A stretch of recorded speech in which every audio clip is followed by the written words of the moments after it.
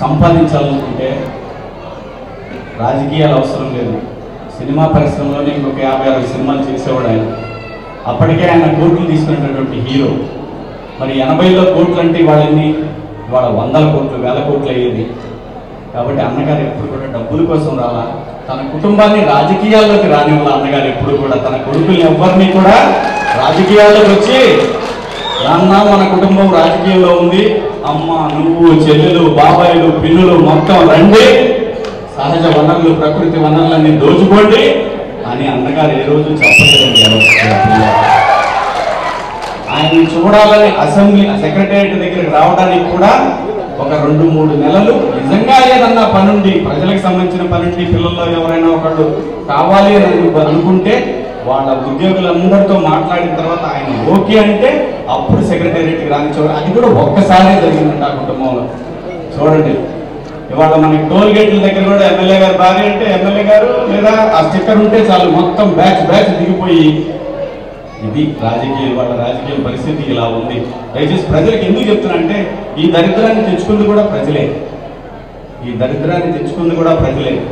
వాడు వస్తాడు, 1000 రూపాయలు అంటాం, 2000 అంటాం, ఆ బజార్లో ఇచ్చారు, ఈ బజార్ వాళ్ళకి ఈరా అంటాం.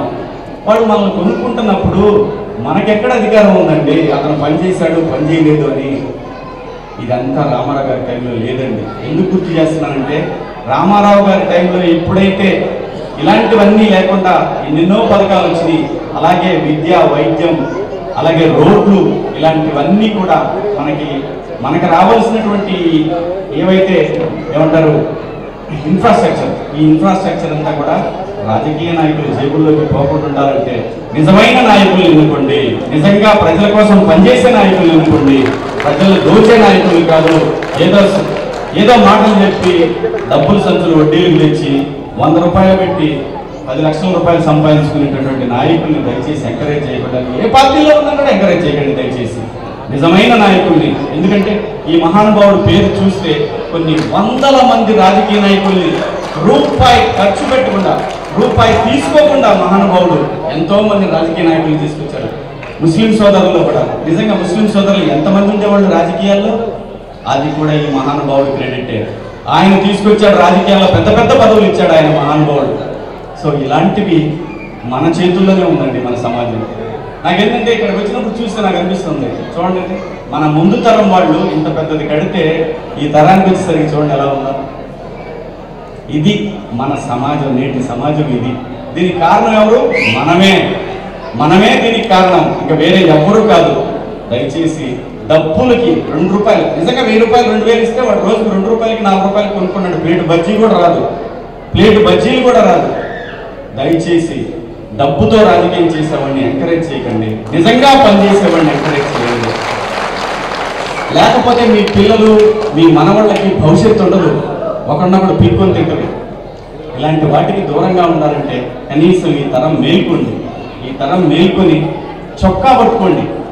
ఎవడైతే అవినీతికి పాల్పడుతున్నాడో, నిజంగా అతను మన ఎమ్మెల్యే అయినా, మన ప్రెసిడెంట్ అయినా, మన వార్డు కౌన్సిలర్ అయినా ఎవడైనా సరే రూపాయి అడగబాకండి. మనకు రావాల్సిన పనులన్నీ ధైర్యంగా చొక్కా పట్టుకొని అడగండి. చేయకపోతే అప్పుడు మాత్రమే ప్రజలకు న్యాయం జరుగుతుంది, అప్పటిదాకా న్యాయం జరగదు. సూట్ కేసులను తీసుకెళ్లి చేతిలో బీఫామ్ తెచ్చుకున్నంత కాలం ఈ సమాజం బాగుపడదు. అన్నగారి ఆత్మ శోభిస్తూనే ఉంటుంది అటువంటి పరిస్థితులు చూసినప్పుడు. దయచేసి ప్రతి ఒక్కరికి నేను తెలియజేసేది ఏంటంటే ఈ భవిష్యత్తు మనది, ఈ రోజు మనది కాదు, రాబోయే తరాల హక్కుల్ని మనం దోచుకోవటం అంటే మీ బిడ్డలు వాళ్ళ బిడ్డల జీవితాలని మనమే నాశనం చేసి ఏదో ఒక రోజు, ఎందుకంటే మన సౌర కుటుంబంలో ఉన్న గ్రహాలు ఈ గ్రహాల్లాగానే భూమి ఒక్కటే మాత్రమే ప్రాణికోటితో ఉంది. అలాగే ఎప్పటికొకసారి ఇది కూడా అలాగే మారిపోద్ది. ఎందుకంటే మనిషి ధనదాహానికి ఈ భూమి కూడా ఏదో ఒక రోజు అంతరించిపోయే పరిస్థితులు వస్తాయి. కాబట్టి దయచేసి రాబోయే ఎన్నికల్లోనైనా సరే, ఏ ఎలక్షన్లోనైనా సరే ధైర్యంగా మీ ఓటు మీరు వినియోగించుకోండి. దొంగ ఓట్లను ఎంకరేజ్ చేయకండి. దొంగ ఓటు ఎక్కడ ఉందని ప్రశ్నించండి తప్ప పోయేది అలాగా రేపైనా వస్తాం అడగండి, పట్టుకోండి. దొంగ ఓటు వేసేవాళ్ళు రానివ్వద్దు. రౌడీజం యూడిజం జాంతానాయి పోతే రేపటికి 2 ఉన్నామా, రేపు ఇది. ఎవరికి భయపడాల్సిన పని లేదు. చట్టానికి భయపడండి, చట్టానికి లోబడి పనిచేయండి. అందరికీ చట్టం సమానమే, ఎవడి చుట్టం కాదు ఇది చట్టం అనేది రాజ్యాంగానికి లోబడి చేసినటువంటి చట్టాలన్నీ కూడా ఈ సమాజంలో బ్రతికే ప్రతి పౌరుడికి హక్కు ఉంది. ఆ హక్కును వినియోగించుకోలేనప్పుడు మనకన్నా సన్నాసులు ఈ భూమి మీద ఎవరూ ఉండరు. దయచేసి పోరాడితే పోయేదే ఉంది, బానిస సంఖ్యలు తప్పన మహానుభావుడు చెప్పినట్టు దయచేసి రాబోయే ఎన్నికల్లో కానివ్వండి, ఆ తర్వాత వచ్చే ఎన్నికల్లో కానివ్వండి, నిలదీయండి, ధైర్యంగా ఓటేయండి, రూపాయి ఆశించకండి, భవిష్యత్తును ఊహించుకోండి. Thank you. జోహార్ ఎన్టీఆర్. ప్రభాకర్ చౌదరి గారు అన్నగారి వర్ధంతి కార్యక్రమాన్ని నిర్వహిస్తున్నాను. రావాలి సోదరా అన్నారు. ప్రభాకర్ చౌదరి గారు నాకు రాజకీయాల్లోకి రాకముందు నుంచి నాకు పరిచయం ఉంది. ఆయన సో రాజకీయాలతో నాకు సంబంధం లేదు. కేవలం అన్నగారి వర్ధంతి సందర్భంగా పిలిచారు. అన్నగారి వర్ధంతి అంటే భూమి మీద ఎక్కడున్నా ఎవరు పిలిచినా వెళ్తాను. సో అన్నగారు తెలుగు జాతి ఆత్మగౌరవం కోసం ఒక పార్టీని స్థాపించి ప్రజల కోసం సేవ చేశారు. కానీ దురదృష్టవశాత్తు అలాంటి నాయకులు ఈ రోజు లేరు. అన్నగారు వాళ్ళందరికీ కూడా బుద్ధి చెప్పి ఈ రాష్ట్రాన్ని బాగు చేయడానికి ఏం చేయాలో ఆయన నేర్పిస్తారని పైనుంచి ఆశిస్తూ ప్రజలందరూ కూడా స్వార్థ ప్రయోజనాలు ఓట్ల డబ్బుల కోసం కాకుండా మీ బిడ్డల కోసం ఓట్లు వేయండి, నిజమైన నాయకులను ఎన్నుకోండి. అది అప్పుడే ఎన్టీఆర్కి ఘనమైన నివాళి అవుతుంది. లేదంటే ఆయన ఆత్మ క్షోభిస్తూనే ఉంటుంది. జై ఎన్టీఆర్, జోహార్ ఎన్టీఆర్. ఎంత ఆలోచించి ఆయన నడిపిన విధానము పవర్లోకి రావాలంటే ఆయన చాలా సూక్ష్మమైన ఒకే ఒకటి కనిపెట్టి ఆయన ఎక్కడో అబ్జర్వ్ చేసింది.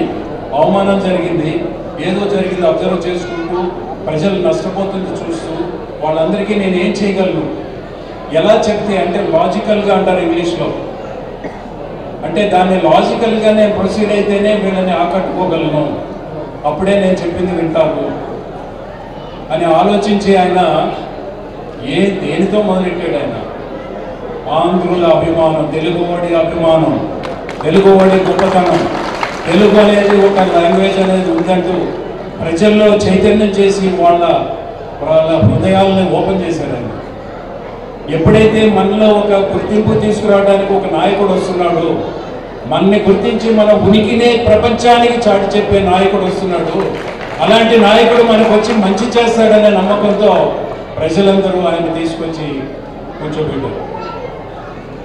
నాకు తెలిసి మన ఆంధ్రప్రదేశ్ ఎవరైనా ప్రూవ్ చేయమనండి, మన ఆంధ్రప్రదేశ్ మద్రాసు నుంచి విభజించిన తర్వాత ఒకే ఒక చీఫ్ మినిస్టర్ మన రాష్ట్రాన్ని అభివృద్ధి చేయడానికి పెను మార్పులు తెచ్చిన ఏకైక వ్యక్తి ఎన్టీ రామారావు గారు అని చెప్తాను.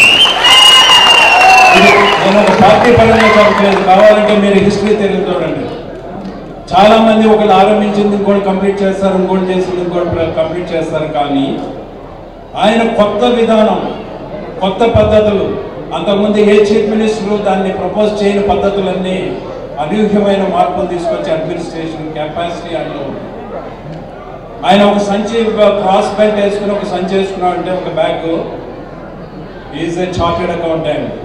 ఒక పెద్ద మ్యారేజ్ని కూడా ఆయన పాకెట్లో అని చెప్తే అనా పైసలతో కూడా లెక్కలు కట్టి ఇవ్వగలిగే అంత అద్భుతమైన వ్యక్తి. ఆయనలో ఉండే దక్షత అది.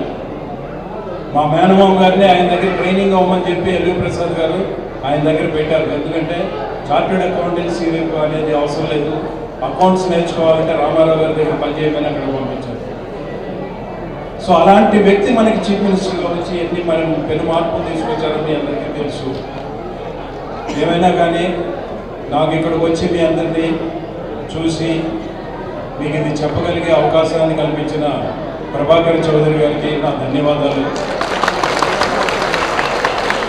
తెలుగు ప్రజలకి నా ధన్యవాదాలు. ఇక్కడ వచ్చిన వాళ్ళకి అందరికీ, మీడియా పరంగా వీక్షిస్తున్న వారికి అందరికీ ధన్యవాదాలు చెప్పుకుంటున్నాను. ఆఖరిగా ఒక మాట చెప్తానండి.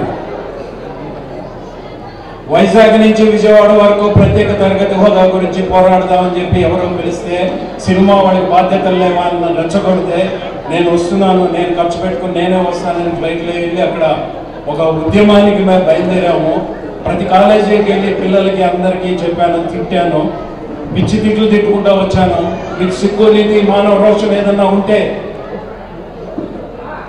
టీవీల ముందు ఓడిపోయి వాట్సాప్లు చూసుకుంటే థమ్స్ అప్ దాకొచ్చిన మీ తల్లిదండ్రులు సిగ్గుసారి ఉంటే రండి ఉద్యమం చేద్దాం.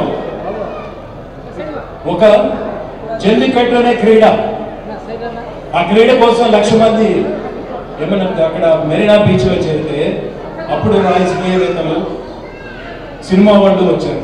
మరి మీరేంటి, మీకు సిగ్గు లేదా అని తింటాను. కానీ స్పందన లేదు.